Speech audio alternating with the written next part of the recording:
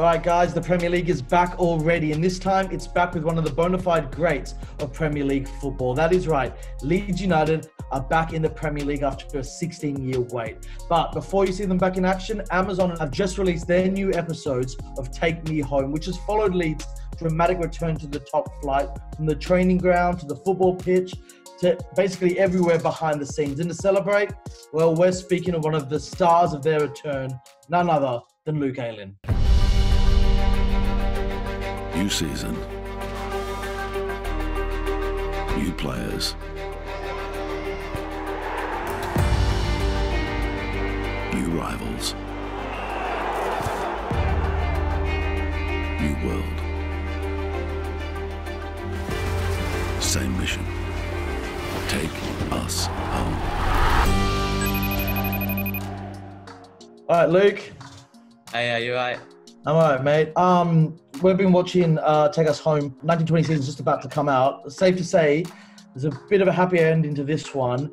Did the team feel, after coming so close last year, that you really had a point to prove? It ended quite badly last year, as everybody's seen from the documentary, and then like you see how much it meant to us boys. You didn't quite make it, lads. You didn't quite make it. I think there was a point to prove that we was like the team that we showed throughout that whole season. So we come back and we started well and we carried it on this season. Now, obviously, being back in the Premier League, there's an opportunity now to rekindle some big rivalries. You got the likes of Man United for one. I mean, is that the one that the players are looking forward to?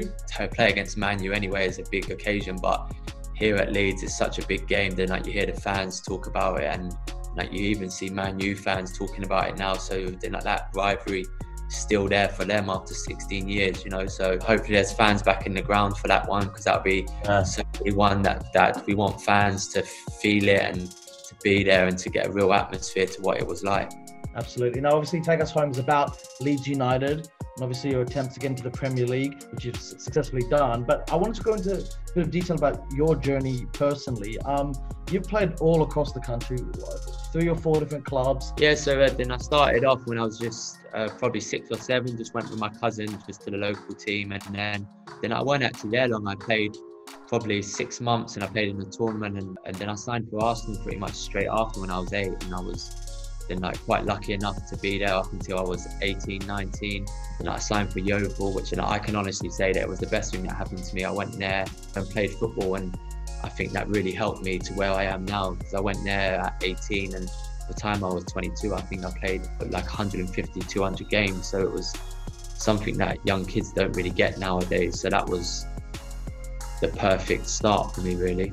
But when you went from Yeovil, it was at first a loan and then they made it permanent. When you made that move permanent, obviously you were enjoying your time at Yeovil, but did you think that was it for your dream of Premier League football? I mean, you were in, what, League One at the time? Like, if I'm honest, yeah, I probably did think that, because then like you try so hard to make it at Arsenal, and then they then like say, look, then basically you are not good enough to play Premiership, so it does hurt. And I went to Yeovil and I thought, right, then like here's a chance to make a career for myself. Like, it might not be right at the top level, but I'm going to do my best to get to the best level that I can play at, certainly. And Yeovil gave me the opportunity to do that, and I'll be thankful to them, and played many games and then actually got promoted with them to the Championship. So for me, signing that Yeovil, who were fighting relegation, and then to get promoted with them and playing the Championship was huge for what I would go on to achieve. Now you're with Leeds, you're in the Premier League. Was getting Leeds back to the Prem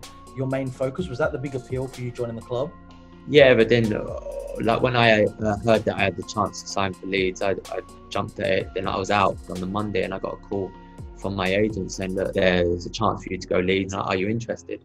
I'm too right, yeah. Drove to Heathrow that night, then like I met my agent. We went through all the paperwork, and then I drove straight up to Leeds after that, and that was it. Before Bielsa, it wasn't always easy, was it? No. I had 3 coaches in 2 years. It's my first 2 years here. So, yeah. And Bielsa.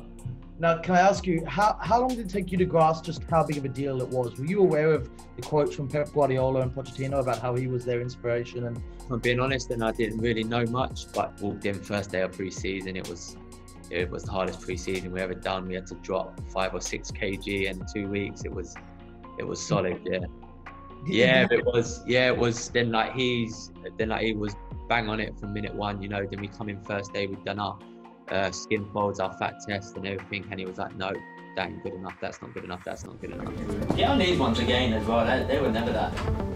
Yeah, feeling it. 7.4. No, 7.2, 7.2. Why are you so dramatic? It's the start of the season. 76.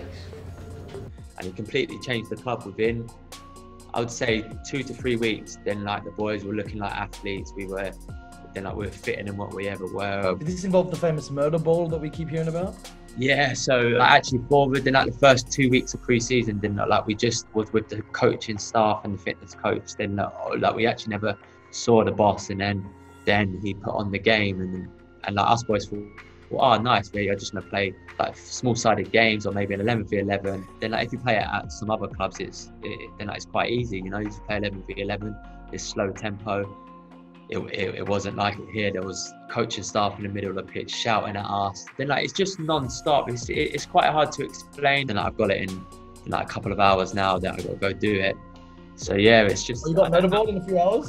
Yeah. But then like it's the hard session today, so we're in downstairs in a bit, and then we start our Murderball. So yeah, it's just one of them sessions that the boys actually look forward to now. Ahead of a huge derby between Bielsa's Newell's Old Boys and Rosario Central, he actually asked defender Fernando Gamboa, if I guarantee now that we will win the derby, would you cut a finger off? That's what he asked his own player. Has Bielsa asked you anything like that ahead of it, let's say a big Huddersfield derby? Or no, then like thankfully he hasn't yet. Then like I hope he doesn't. But no, then like, that hasn't come up in our conversations yet. Then we play Man U. I'll stay well away from him.